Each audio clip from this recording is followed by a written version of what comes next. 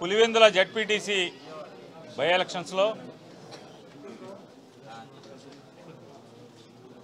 నారా చంద్రబాబు నాయుడు గారి ప్రభుత్వం అంటే ఆయన వయసు పెరిగే కొందికి లేదా ఆయన ముఖ్యమంత్రిగా ఆయన పాలించిన సంవత్సరాలు పాలించే అనుభవం పెరుగుతున్న కొందికి వర్చస్సు పెరగాలి లేదా ఆయన చూసేటువంటి పరిపాలించే దృక్పథంలో విశాల దృక్పథం విశాల భావాలు ఆదర్శ భావాలు పెరగాల్సింది పోయి రోజు రోజుకి ఆలోచన సరళి కుంచిత పోకడలు పెరిగిపోవడం మనందరం చూస్తున్నాం. రాష్ట్రంలో అనేక మంది ఎంపీపీలు జెడ్పీటీసీలు ఎంపీటీసీలు సర్పంచులు అనేక మంది మరణించి ఖాళీగా ఉన్నప్పటికీ ఈ దివాళా కోరు ప్రభుత్వం తెలుగుదేశం ప్రభుత్వం కావాలని ఏరి కోరి వాళ్ళ రాజకీయ పబ్బం ఎక్కడైతే గడుస్తుందనుకుంటున్నారో లేదా 1-2 చోట్ల ఎన్నికలు జరిపి తద్వారా ప్రజల్లో సన్నగిల్లుతున్న లేదా ప్రజల్లో మసకబారుతున్నటువంటి తమ ప్రభుత్వం యొక్క పలుకుబడిని పిల్లి మొగ్గలేసి నిలబెట్టుకోవాలనేటువంటి తంతులో భాగంగా రాష్ట్రంలో పదుల సంఖ్యలో ఖాళీలు ఉన్నప్పటికీ కూడా పులివెందుల జెడ్పీటీసీని మాత్రం ఎన్నుకుని దాన్ని బై ఎలక్షన్కి తీసుకొచ్చి నామినేషన్ల కట్టడి దగ్గర నుంచి ఇవాళ వైఎస్ఆర్ కాంగ్రెస్ పార్టీకి చెందినటువంటి పులివెందుల జెడ్పీటీసీ మరణిస్తే ఆ మరణించిన ఆయన కుటుంబ సభ్యుల్ని మేము పోటీకి పెడితే ఇవాళ తెలుగుదేశం పార్టీ నామినేషన్ వేయకుండా అడ్డుకోవటం నామినేషన్ అడ్డుకున్న దాన్ని కూడా అధిగమించి వైఎస్ఆర్ కాంగ్రెస్ పార్టీ నామినేషన్ దాఖలు చేయటం దాఖలు చేసినటువంటి మరుసటి రోజు నుంచి కూడా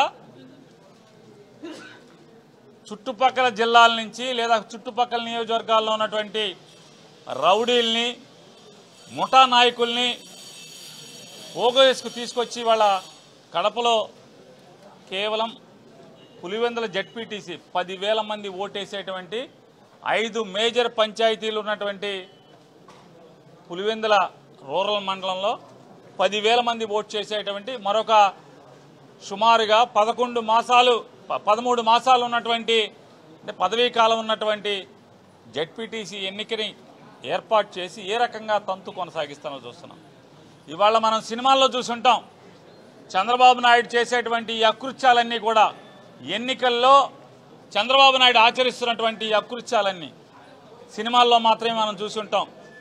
ఇవాళ ఈ సమాజానికి మరీ ప్రత్యేకించి వైఎస్ఆర్ కాంగ్రెస్ పార్టీకి నారా చంద్రబాబు నాయుడు గారు నేర్పిస్తున్నాడు. ఇవాళ జరిగిన తంతు చూస్తే రమేష్ యాదవ్ అనేటువంటి ఒక వెనుకబడిన కులాలకు సంబంధించినటువంటి ఒక ఎమ్మెల్సీ కడప జిల్లాకు సంబంధించినటువంటి వ్యక్తి అలాగే రాము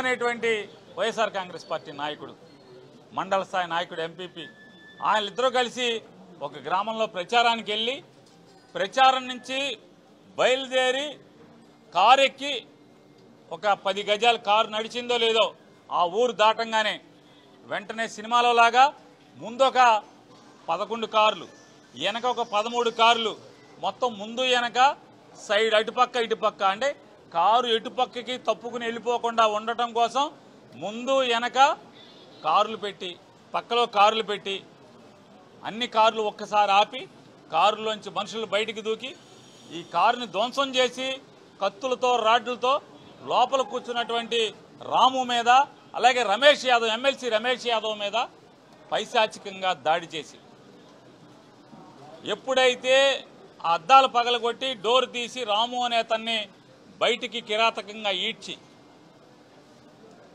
రమేష్ యాదవ్ ఆ కారు డ్రైవర్ ఎప్పుడైతే కొద్దిగా సందు దొరకంగానే ముందు కారుని గుద్దించుకుని పారిపోయి వస్తే పోలీసులు ఎక్కడున్నారే అంటే చూడండి ఈ డ్రామా అంతా కూడా పోలీసులు ఎక్కడున్నారే అంటే ఈ దాడి జరిగినటువంటి 1/2 కిలోమీటర్ బయట కాసు కూర్చున్నారు.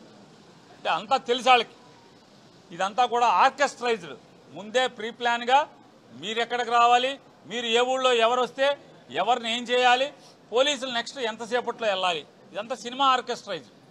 సినిమాలో స్క్రీన్ ప్లే రాసుకున్నట్టే. వెంటనే అంతా అయిపోయి రాముని చంపే ప్రయత్నంలో పోలీసులు వెళ్తారు, గబగబా వెళ్ళి ఆ రాముని తలకాయ పైలిపోయి చావు బతుకుల మధ్య ఉన్నటువంటి రాము అనేటువంటి వైఎస్ఆర్ కాంగ్రెస్ పార్టీ మండల స్థాయి నాయకుడిని తీసుకొచ్చి హాస్పిటల్లో చేరుస్తారు. రమేష్ యాదవ్ని గాయాల పాలైన రమేష్ యాదవ్ని తీసుకొచ్చి హాస్పిటల్లో చేరుస్తారు. అంటే మేమే చేర్చామండి పోలీసులు చెప్పటానికి.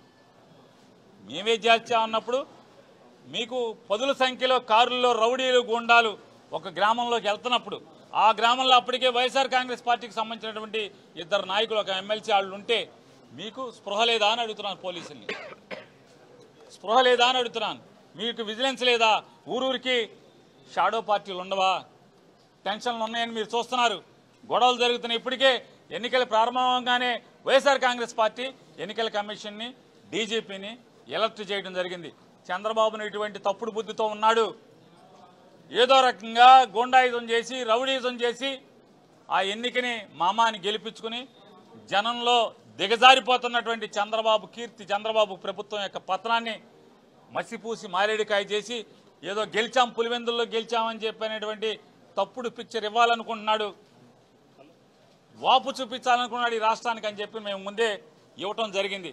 అయినప్పటికీ కూడా ఎన్నికల కమిషన్ గారేమో నీ కలెక్టర్కి చెప్పాను, పోలీసుకి చెప్పాను అంటున్నారు. చెప్పాం, ఇదమ్మా ఇదంతా కూడా పోలీసు, రెవెన్యూ యంత్రాంగం, కడప జిల్లాలోని రెవెన్యూ యంత్రాంగం, పోలీసు, తెలుగుదేశం పార్టీ మొత్తం అందరూ కూడా ఒక ఘటన అయిపోయి హ్యాండ్ ఇన్ గ్లోవ్ లాగా ఒక చేతిలో మనుషుల్లాగా మారిపోయి ఏ రకంగా హింస ద్వారా కకావికలం చేసి ఎవరు బూతుల్లో కూడా ఉండనివ్వకుండా.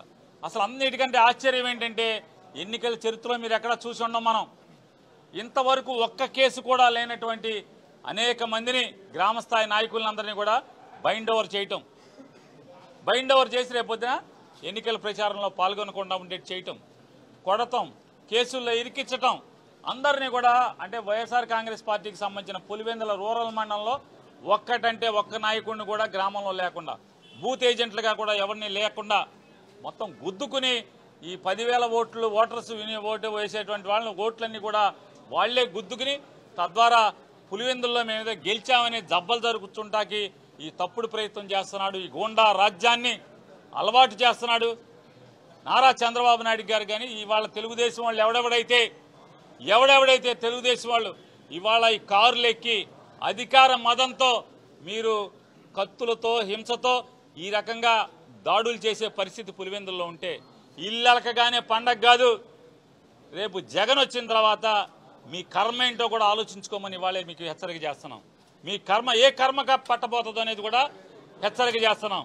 ఇవాళ చంద్రబాబు నాయుడు ఉన్నాడు, అధికార మదం ఉంది, మరొక 3 ఏళ్ళు ఉంటుంది, 3.5 ఏళ్ళు ఉంటుంది అని చెప్పని ఈ రకంగా మీరు హింసతో ఎన్నికలను గెలుద్దాం అనుకుంటే, భయభ్రాంతులు చేసి పులివెందుల్లో ఎన్నికని గెలుద్దాం అనుకుంటే కనుక, గెలిచినట్టు మీరు చిత్రీకరిద్దాం అనుకుంటే కనుక